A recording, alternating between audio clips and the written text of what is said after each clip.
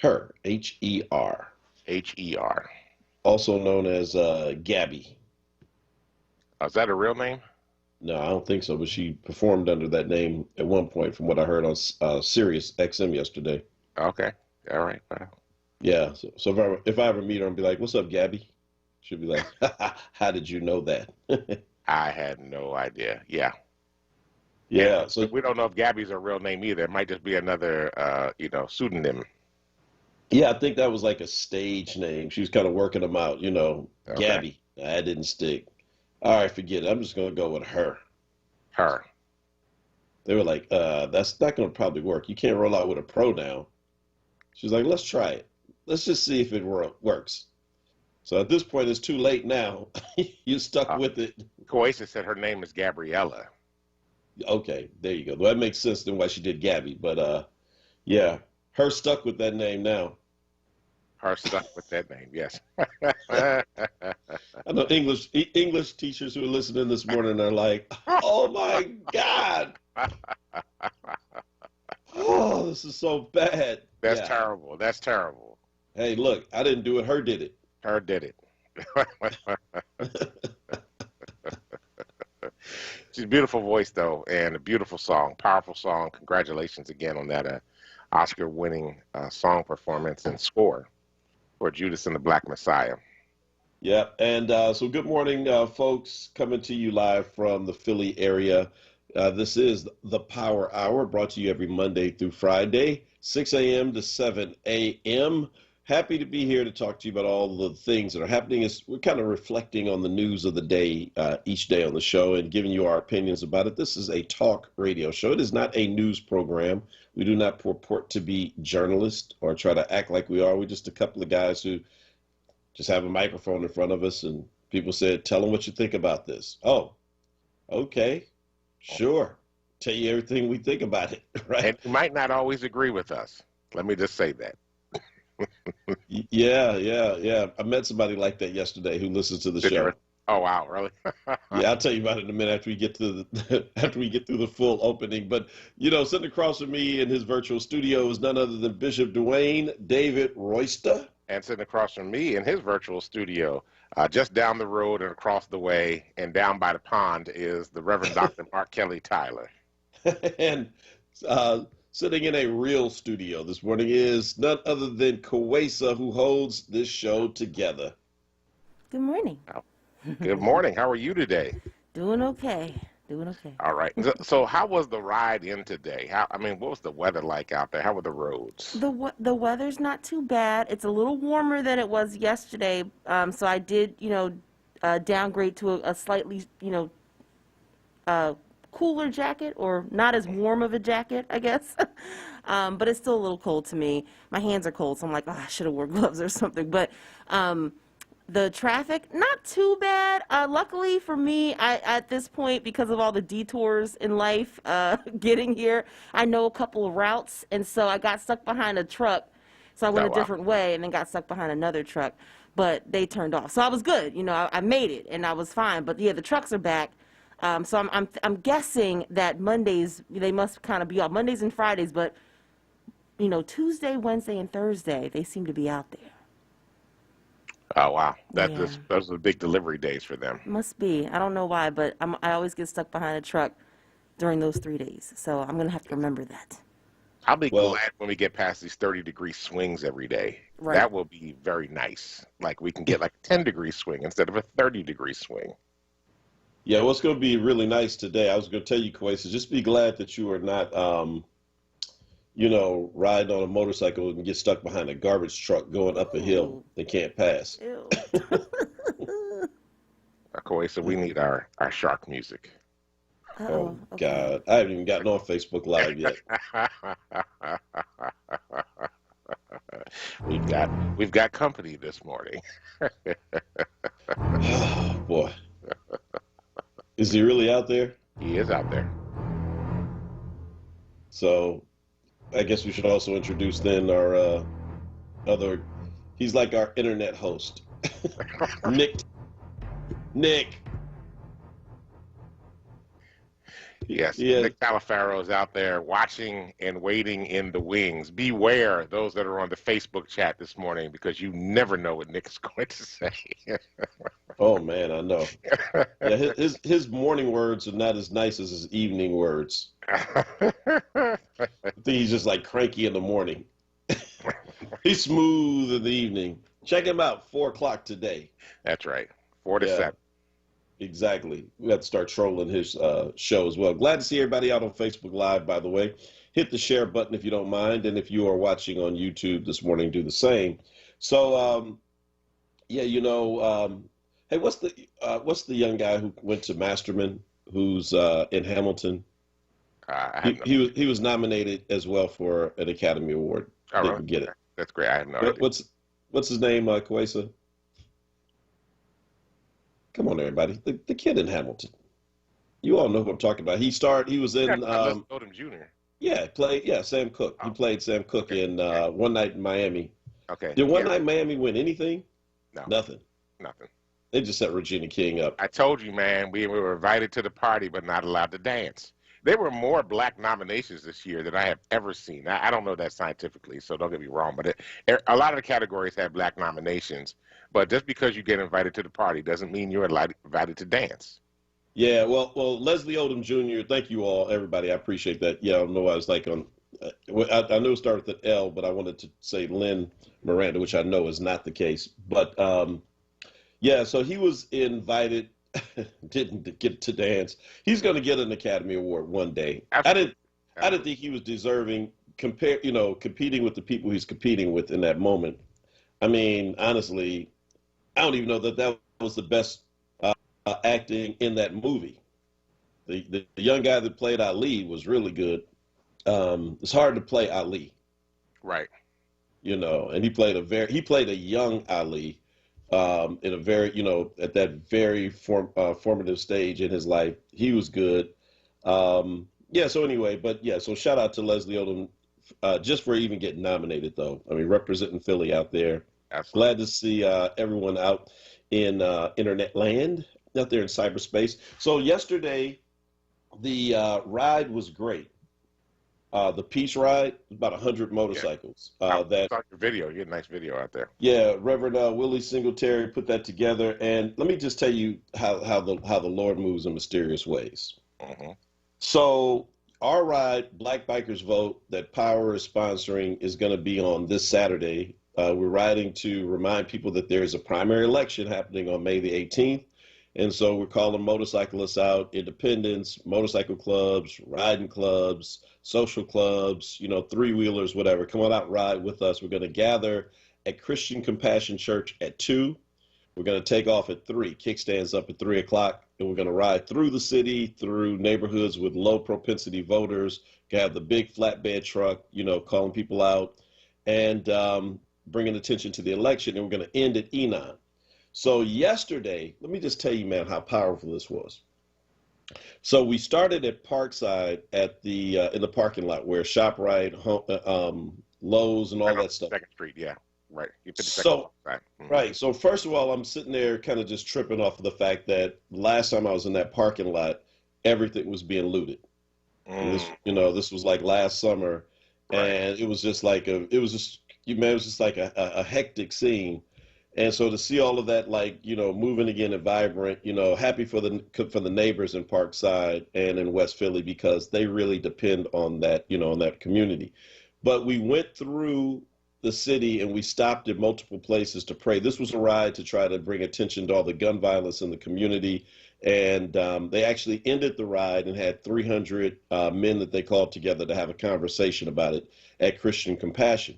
Mm-hmm. So the interesting thing is we end at Christian Compassion, which I didn't know. That's where Black Bikers Vote is starting on Saturday. Oh, wow. So we're coming down. I can see. Yeah, that's awesome. Dude, I'm coming down Cedar, and I'm like, wait a minute. Is this where we're ending? Like, y'all do know. And he gave me the mic. It was like, hey, announce your ride on Saturday. So shout out. And by the way, Robert Grayson, who's one of our regular listeners, he's a part of this Power Hour family. He was there, riding right next to me. And he looked over because I had my full face helmet on, which I don't always ride, on the touring bike. But he was like, he said, Man, I thought that was you. He said, I listen to y'all every day. He said, man, I love the show. He said, but y'all, sometimes you got me yelling at the radio. Man, I'm telling you, sometimes some of the stuff y'all talking about. So, Robert, we're going to have you yell at the radio again today, bro. But nice red V-Star. That Yamaha V-Star, that thing is nice. All right. But he was like, yeah, man, you a royster. Shook his head. I love y'all. But man,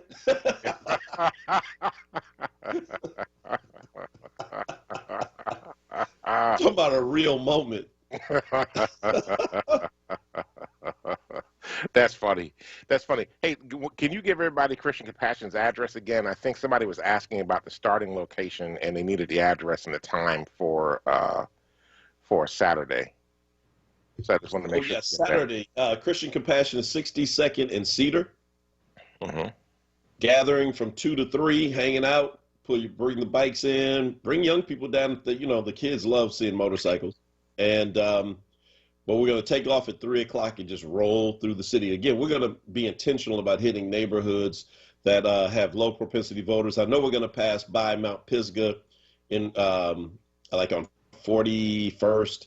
We got some other spots where, the canvassers are already going to be in the neighborhood. This is the last weekend to register to vote for the primary. That's right.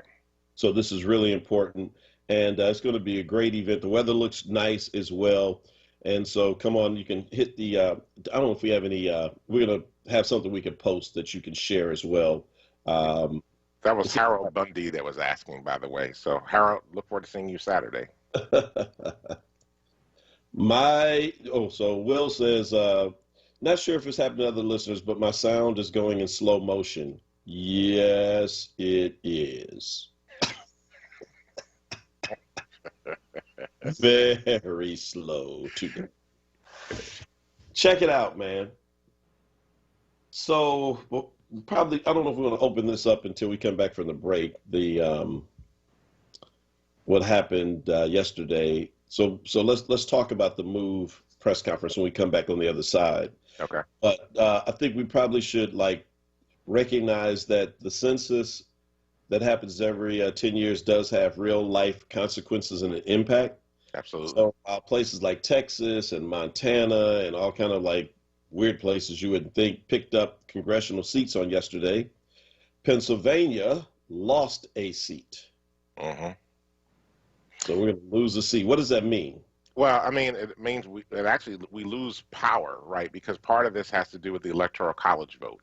So that means we will lose, instead of having 20 Electoral College votes, we'll only have 19 now. But, I mean, part of this has to do with the really jacked up way that the Trump administration did the census, because they were working hard not to count certain people. Now, so far, the estimates show that the southeastern part of the state where we live actually picked up folk.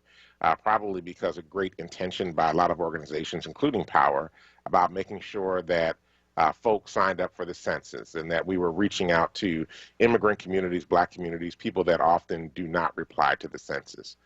South Central Pennsylvania actually gained some population. I think it was overall 2.4% growth in the state of Pennsylvania. However, the western side of the state lost population. So here's the issue. We're going to lose a congressional seat. And the challenge that we have with losing a congressional seat is that there's a redistricting plan that's put together that's basically done through both sides of the state house. The state senate has to be approved by the governor. Normally, what happens is that the ruling party, which in this particular circumstance would be the Republicans, will try to cut a Democrat seat so they continue to have leverage in the state.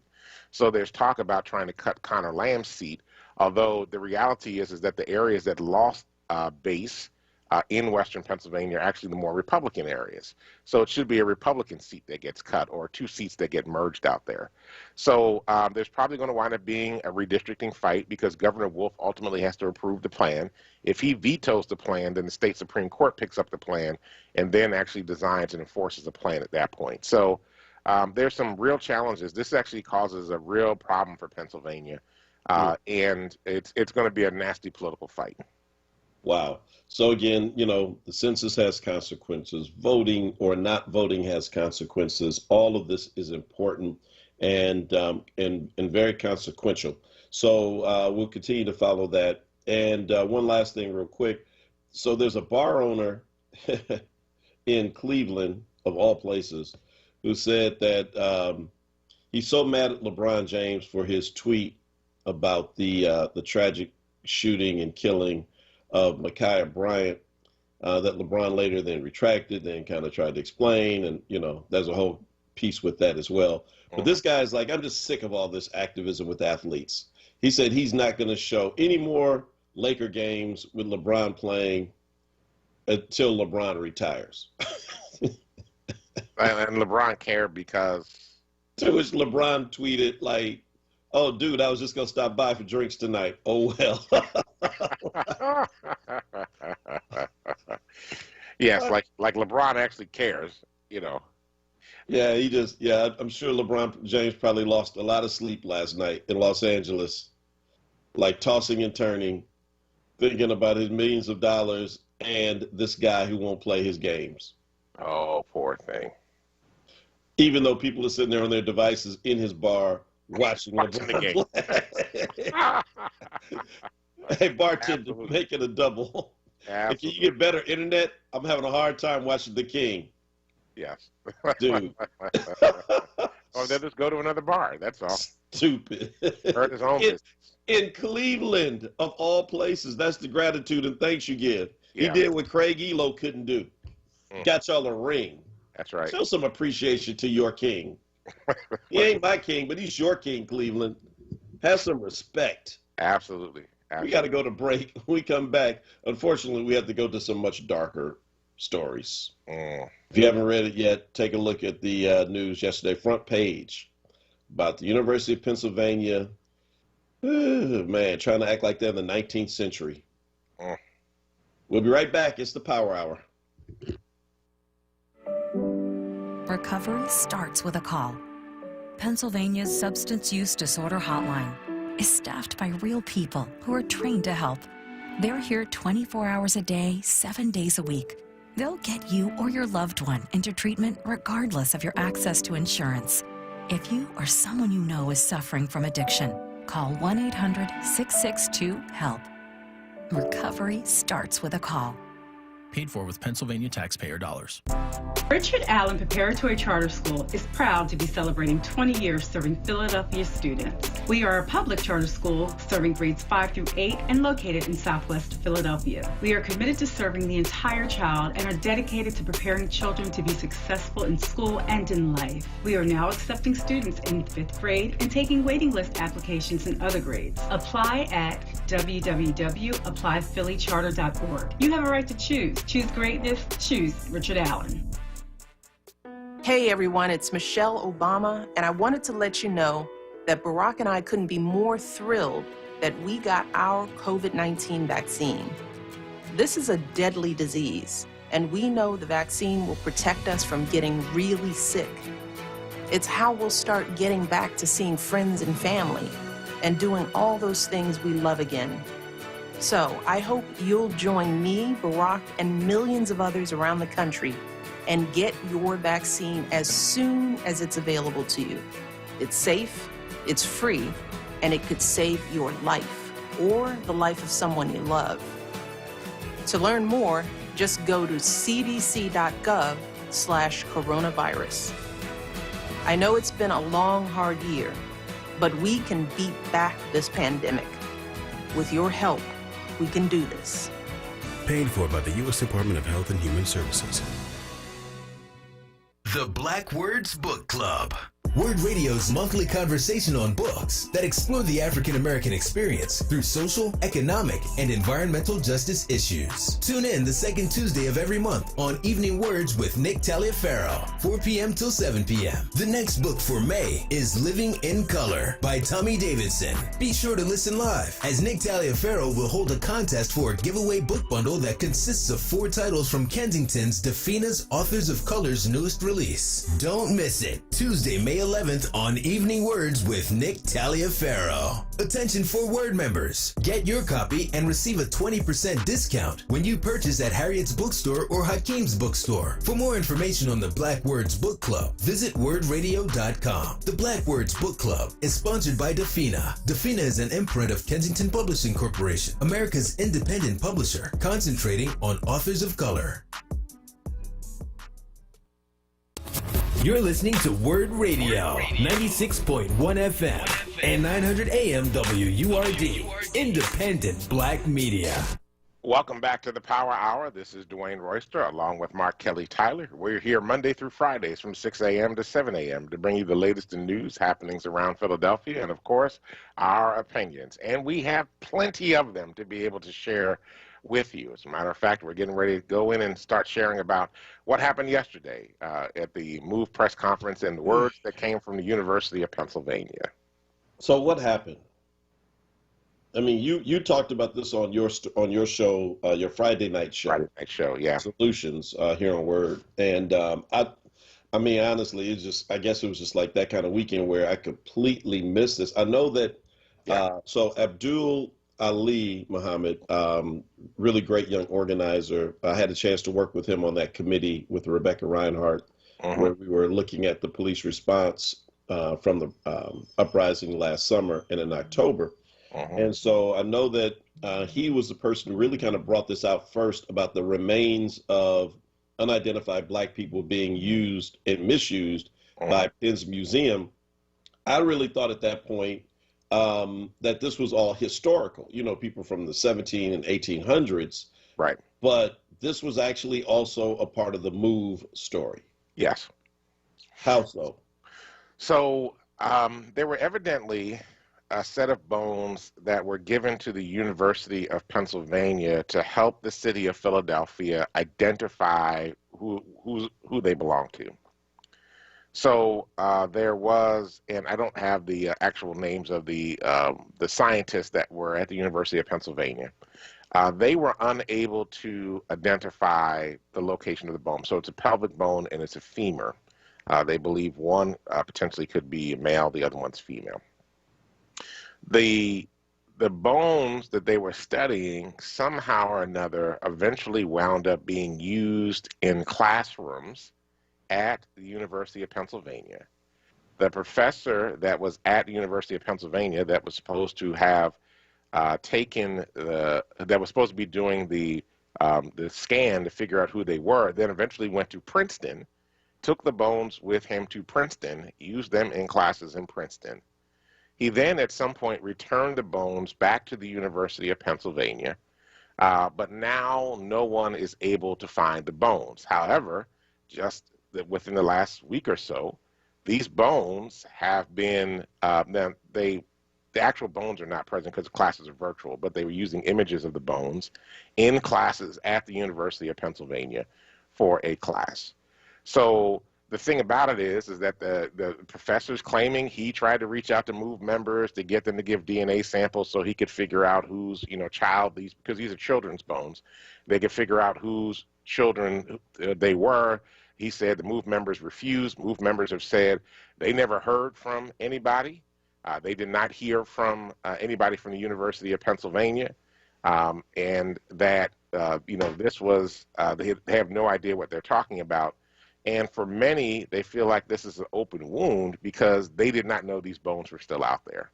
And so that somebody has not been able to lay to rest their children. They have been told by the city of Philadelphia that all the remains have been returned to them. So this is a really tense situation. It is pouring salt on an open wound that we've been trying to close up for almost 36 years.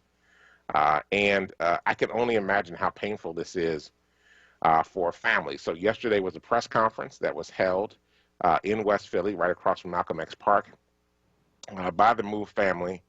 Certainly the University of Pennsylvania has apologized and they want to return the bones. However, they don't know where they are at the moment, so they're trying to figure that out. MOVE rejected the apology and accused the university of a variety of things, which I think some of them are legitimate.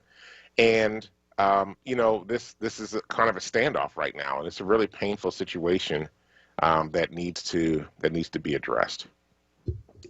Well, so first of all, you think about the trauma that the MOVE members have been through, and MOVE members would tell you that they're a family. So let's, I think that's the proper language. Yeah, they all adopted, the same last name, Africa, from John Africa, and so the family, I was just thinking about like the ways in which the city of Philadelphia has repeatedly, just like done wrong to them. And so even the suggestion that, well, we could have identified the body, but they wouldn't take a DNA test. It's like, do you think the MOVE family would trust you all with giving their DNA to you? Absolutely not. Like, oh, sure, let's give you our DNA. Because after all, you would never misuse it, would you? Yeah, no, that's a no. That's a no from the gate. And so, I mean, the very idea. This is, by the way, on the front page of the Inquirer this morning. That's right. And so, if you want to read more about it, all of the facts are right there. But it was such an emotional press conference yesterday. It's actually, if you go to Black Lives Matter Philly on their Facebook page, they have the entire press conference. It's about an hour long or so, and Pam Africa opens it. But there's just kind of the emotion that is there is just so raw, and I mean, it is really, really hard to watch at times. And a lot of the folk who are members of the MOVE family, who are there today, are only there because they were in jail for the 1978 incident that happened, the standoff that left Officer James Ramp dead. And what gets me, I mean, so this entire story, it's about the bones and the disrespect there, but it is also about what's happening even today. Because so everybody went to jail and was accused of killing one person. Right? So everybody, so you can't really put it on one person. So everybody is responsible. All of them did like decades in prison for the murder of Officer James Ramp. Am I right about that? That's correct. Right. So, and yet here we are in 2021, and the Capitol was stormed on January 6th of this year. Yep. A police officer was murdered by somebody in the crowd. Several. Can't figure out who was definitively. Is there anybody facing murder? Is that group of people that was in the vicinity of Officer Sitnick, who came near him at all that day, who they can identify with clarity, are any of those people facing group murder charges? No. Yeah, I didn't think so. As a matter of fact, with Sitnick's autopsy, they said he died of a stroke. Yeah, a stroke probably induced by a fire extinguisher getting thrown on your head. Right, but the medical examiner didn't say that. So he just said he died. He had 2 strokes the following day and died. So, yeah. Stroke induced by, I don't know. Oh, I agree with you. Oh, I know you. I'm not disagreeing with you. I'm like, no, I agree with you. This is a problem. But the medical examiner, I'm like, dude, really? Really? Yeah, as we learned in the George Floyd case, medical examiners can say anything. Yes. I mean, just because you say it doesn't mean that the other things were not contributing factors. I mean, the question is, would Officer Sitnick have died that January 7th of 2 strokes had January 6th and the insurrection not happened? That's correct. Probably not. And so, but again, here you have like all of these black folk, this entire family who, men, women, everybody is like accused of the murder of this officer, and everyone has to go to prison for it. And then when you flip it, because see, I mean, this is the thing that keeps getting me is it's we've learned from our mistakes. We would never do that again. That was the 70s. That was the 80s. We're better now. We understand better now. And here we are. The shoe is on the other foot. And no, you're not. That's right. Right. And so, because if these were Black Lives Matter protesters and who had stormed a government building and a police officer had been killed in the process, and they couldn't pin it on at least one person definitively, trust me, at least 10 to 15 BLM members would be under the jail right now. For 30 or 40 years. Absolutely. Absolutely. And FOP would have been out there leading the charge. And yet, the Fraternal Order of Police in this city, so-called law and order, the ones who want to tell you about how people disrespect the cops, how nobody appreciates the cops, and Blue Lives Matter, and we support our police, ain't said nothing about prosecuting folk up on January 6th, about one of their own. Matter of fact, they had their own people down there as well. Yeah, I mean, and look, I'm sorry, MOVE got us to this, but it is all related, right? And it's all connected. It's all connected to each other. Right, so you can't disconnect these stories because they are all really like one. So back to the remains. The remains are still in limbo. I think at this point, the femur. They don't know where they are. Oh, Jesus. They don't know where they are. So let me just say this. Dr. Alan Mann was the anthropologist hired by the city to examine the remains. He's the one that went to Princeton and then retired and then said he sent the bones back to the University of Pennsylvania. And University of Pennsylvania does not know where the bones are. Sweet, sweet, sweet Lord. Yeah, they don't know where they are. So, that's the problem that we got right now, right? And this is what happens when you just, black folk constantly getting disrespected. But Penn has apologized, so that's good. Move 5 years later? Move said, that's all right, we don't want that. I know they got to write a check on this one. I'm sorry, they have to write a check. How do you apologize, dear Move family? I haven't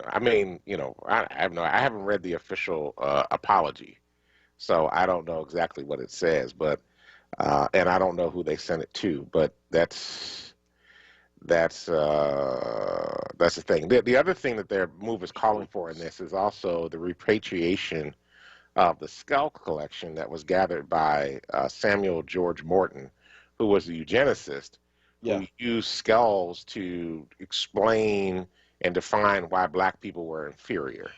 So they want those skulls repatriated to, I guess, the descendants of those individuals, although I don't know that they're going to be able to do that. But but this is problematic, right? Because this is objectification of human beings.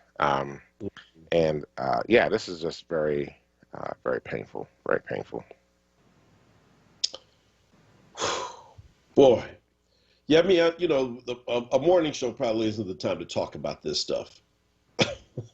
Well, I mean, it's real. It's what happens in the world around us, right?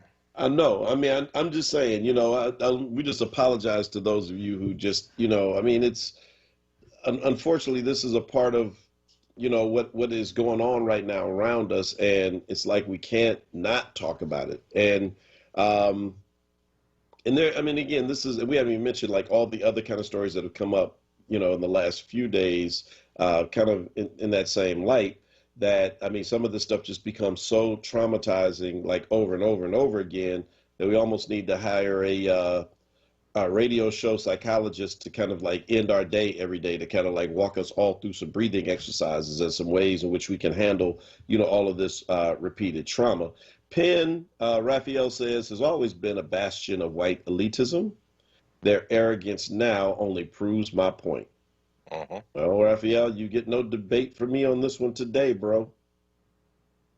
And Robert and Tawanda both weigh in on what you were saying about Officer Sitnick, who was killed in the Capitol insurrection. He says that they have changed his official demise to natural causes, and Tawanda says it's, quote, yet to be determined, end quote, what caused his strokes. You think that was kind of a deal that was struck?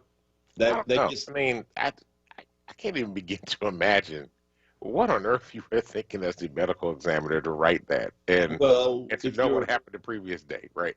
So I'm not talking about their medical examiner because I don't know the person, she or he, or what their politics might be or anything like that. But what I do know is this, is that if that is the finding of why he died, then there ain't no murder case.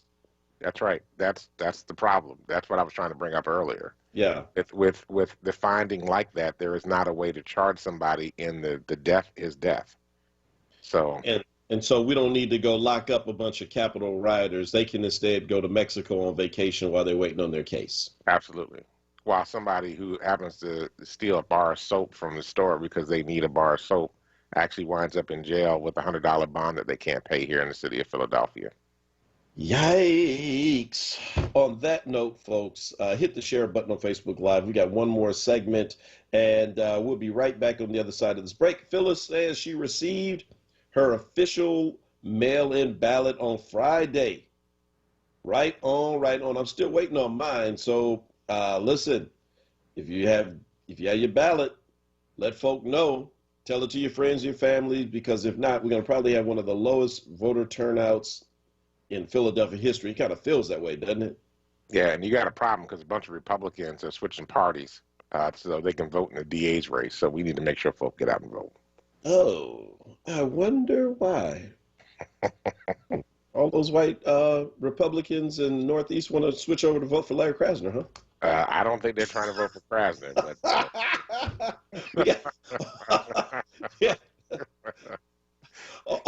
On that note, we'll be right back on the other side of the break. Don't go anywhere. It's the Power Hour. At Bank of America, we believe in the power of collaboration to create jobs and fuel economic opportunity. That's why we're working with local organizations to help people get the skills they need and build a growing pipeline of talent. I'm Jim Dever, Bank of America Greater Philadelphia Market President. Our partnership with Philadelphia Youth Network is just one way we're taking action to help more members of our community. What would you like the power to do? Bank of America N.A. member FDIC, Equal Credit Opportunity Lender.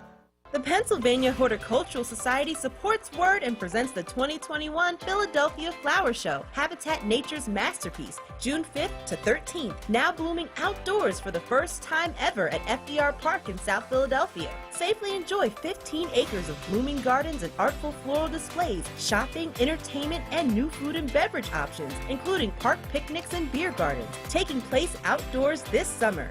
Tickets and details available at phsonline.org. I greet you, our community partners for peace. My name is Pastor Bernetta Santafor. I am from Mothers in Charge. I understand firsthand the unbearable pain of losing a child to gun violence. So as we face these uncertain and difficult times, we urge you, Mom, we urge you, Dad, we urge you, community of Philadelphia. Please speak to your children, speak to our youth, not to respond with violence, but to respond with peace. Mothers in Charge, 215-228-1718. Now, a traffic update on WURD Radio. Good morning. This report sponsored by Mattress Firm. Not a bad ride here in Philadelphia to some volume building on southbound 95, Cotman down through Bridge through that work zone. Northbound side looking good there this morning. Vine Expressway westbound. Delays 8th out the Broadigan Parkway through the Schuylkill Expressway. Schuylkill westbound, a little slow around the curve to Conshohocken. Eastbound delays Gladwin through Belmont. The Boulevard Route 1 southbound getting busy there from Broad down to Fox through that construction. In New Jersey, 55 northbound building a bit north of Deptford into 42 now. Save up to $300 on top-rated brands like Sealy and Sleepy's at Mattress Firm right now. And you can get a free adjustable base when you spend $6.99 or more to elevate your sleep. Every night, save big, sleep better. Shop the semi-annual sale now. For more traffic information, log on to sigalert.com. Jim Bachman with your Philadelphia area traffic.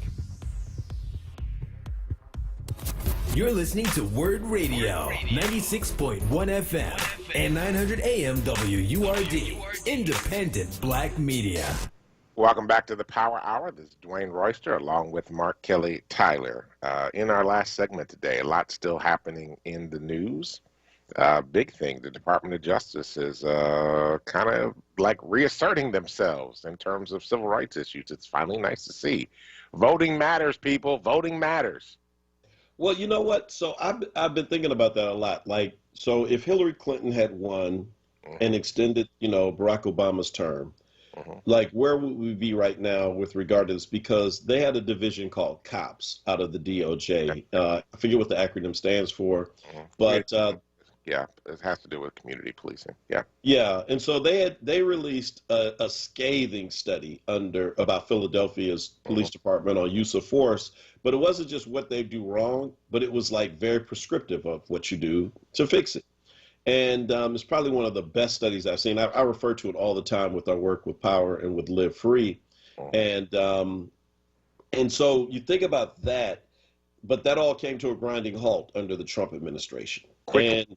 And the DOJ under the Trump administration said, you know what? We do need to get to the bottom of this. Let's investigate Black Lives Matter and Antifa and Antifa and probably you and me and anybody else who ever showed up at a protest or ever posted something online that was critical of police or whatever.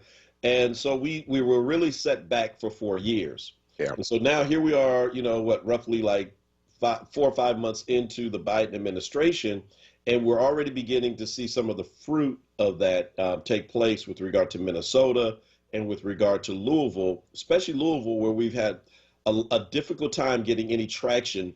Keith Ellison, the attorney general there in Minnesota, black man, really saved the case. That's right. Against Derek Chauvin, and is what his actions, I think, led to him being finally convicted and the family of George Floyd getting justice. A black man is the attorney general as well, Daniel Cameron in Louisville, and he looked and said, tragedy, but no crime. I'm not indicting anybody, and I'm staying out of it. And so what's the DOJ going to do? What options are on the table, and what are they trying to see happen? Well, I mean, this is actually interesting, especially in Louisville, because they are not just investigating the police department, they're investigating the city government. So in previous times, they would generally just go in and do an investigation of the police department and figure out what's going on there. And actually, they're now investigating both the city of Louisville and the police department of Louisville to see if there's a pattern of abuse and cover-up. And I think that they're going all the way up to the mayor's office to see what their patterns of abuse and cover-up are, which is different than what happened in Philadelphia, which was basically they came in and looked at the Philadelphia Police Department, its practices, and came out with a prescription. They're actually, in the objective there was not prosecution. I think what I'm reading from what they're doing now is they're not just looking for patterns of abuse. I think they're looking for criminal acts, criminal acts of cover-up that could actually have deeper implications. Now, both the mayor and both the police chief have welcomed this investigation. I don't think they really have anything else they could say other than to say, well, we welcome it. We want to get to the bottom of it. Certainly this has a lot to do with race relations in the city, so they want to make themselves open. But the fact that they added the city government to this says that they're looking for something more than just correcting the police department. I think they're looking at the whole of how the government operates, and really if there are continuing violations of civil rights of people of color and others in that community. Because when they're looking at civil rights violations, it's not just limited to folk of color, it's also LGBTQIA community, it's disability community, and others that could be included in that as well. They're looking for patterns? Yes. Of abuse? Well, they're looking for patterns of unreasonable force, including against people engaging in peaceful activities. They're also going to examine whether the police department conducts unconstitutional stops, searches, and seizures, and whether the department illegally executes search warrants. The probe is also going to look into their training, and they're going to assess whether they engage in discriminatory conduct on the basis of race.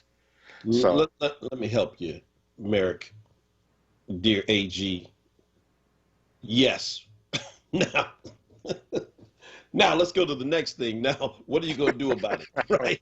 Well, I mean, I think that's the big piece that needs to happen, right? That there is a question about what is, how are they going to hold them accountable, right? Philadelphia was under a consent decree until the day that Donald Trump was inaugurated in office, and then the consent decree went away. Even though there were 91 items, 91, let's remember that, 91 items that were on that consent decree that the Philadelphia Police Department had to improve on. I don't know that there's been any follow-up since Trump came into office about correcting any of those items. So there is going to be a challenge in this, in that, first of all, these it takes a while to do these investigations. Then the report has to be written. And then by the time that report finally comes out for both Minnesota and for Louisville, we're going to be in the middle of another presidential election. And I'm sure that that will be used as a tool in those particular states that tend to can skew a little differently in terms of the voting for the presidential election. So we'll have to see what happens. I mean, I think it's good. Let me just say that. I think it's good. Yeah. I think it's the right thing to do. But I think that there's a lot of politics that happen in the midst of this all the way through. Wow. So Robert Garland says, for all those who said Merrick Garland was weak, think again. Louisville and Minneapolis. Why would anybody think Merrick Garland was weak? Because he didn't get the nomination last time? That wasn't his fault.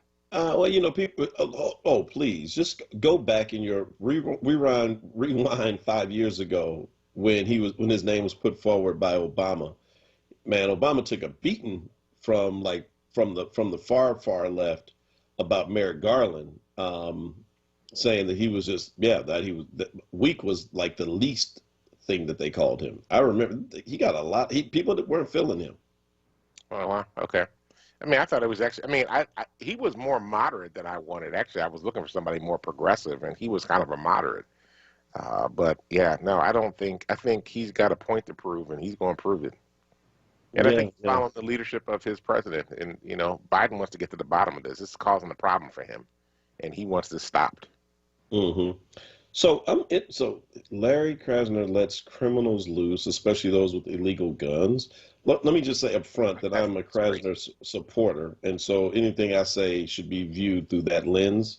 And so, yes, I have a dog in this fight. I'm interested in that comment, Will, because you hear that a lot from people, and I'm like, who with illegal? I want to know the name of the case where Krasner let someone out who had an illegal gun. That's a serious statement. Yeah.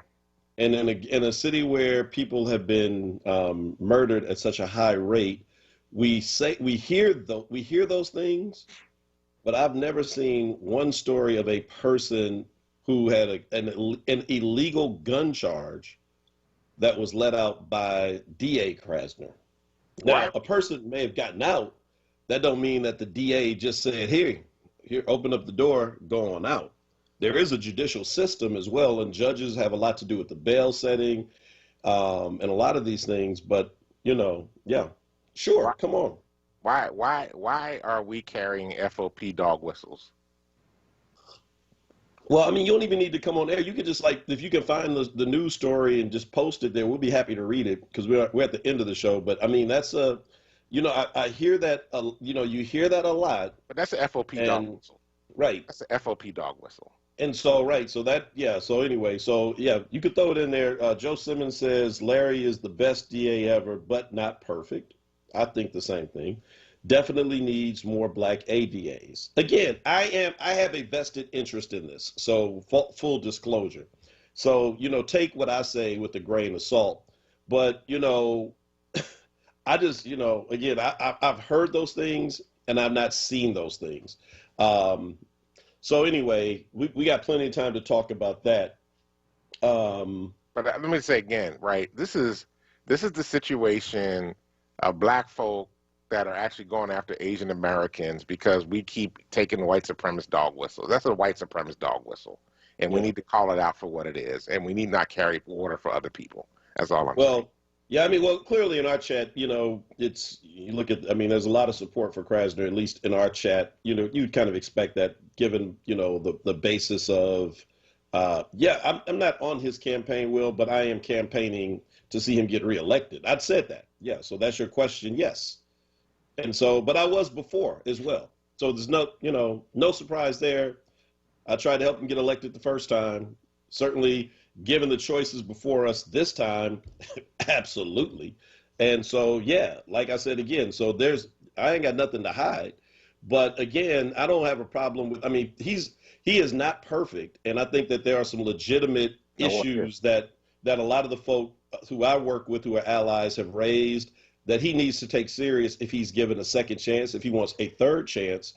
But, the characterization of a person who is literally letting people you're catching people with illegal guns in Philadelphia and saying, oh, it's not that bad, you can go. I just think that's like, okay, we got to have some like real evidence there. But it's 6:55. We got like until May 18th to talk about this story. Yeah. But let me just say one more time, Black Bikers Vote. We're going to ride to talk about the need for people to get out to vote. We're voting for a lot of different people, judges, and there are 5 ballot issues as well that we need to talk about. Elder Melanie said y'all need to break those down. But you know what? We need to exercise our right to vote no matter who you vote for, whether it's Krasner or Vega or any of the judge candidates, or if you're a Republican voting in the Republican primary. People died for the right to vote. So come on a ride with us this Saturday, May 1st.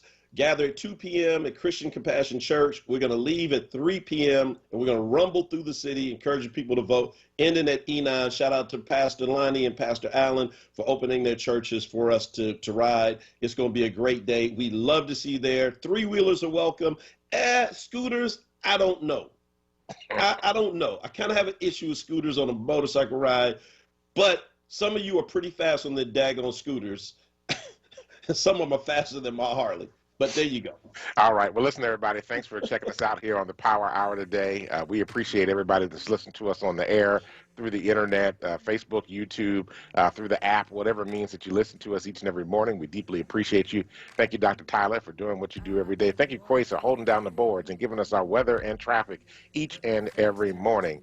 Now, listen, we'll be back tomorrow morning at 6 a.m. to bring you the latest in news, happenings around Philadelphia, and, of course, our opinion, which we have plenty of. Stay tuned now for Wake Up with Word with Solomon Jones, and go out, change the damn world, because if you don't, nobody else will. Peace.